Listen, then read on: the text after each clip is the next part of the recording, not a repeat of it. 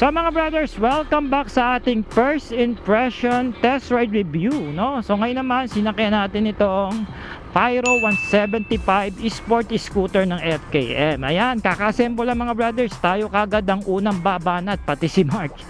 Alright, so alamin natin kung ano yung mabibigay na performance nito sa ating unang sampa, no? Well, una sa lahat, yung seats na ang motor na ito is napaka-comfort, no?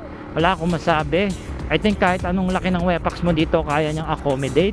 And riding position, upright naman, although mababa yung kanyang handlebar, no? At mobility, magang to isang ito, no? Sigurado wala ka po problemahin sa mga traffic na sitwasyon, no? Magang naman siya despite sa laki o napaka-bold ng kanyang body design, lalo na rito sa harapan. Magaan siya pag tumatakbo. Pumupunit lang ito ng hangin dahil matutulis ang kanyang edges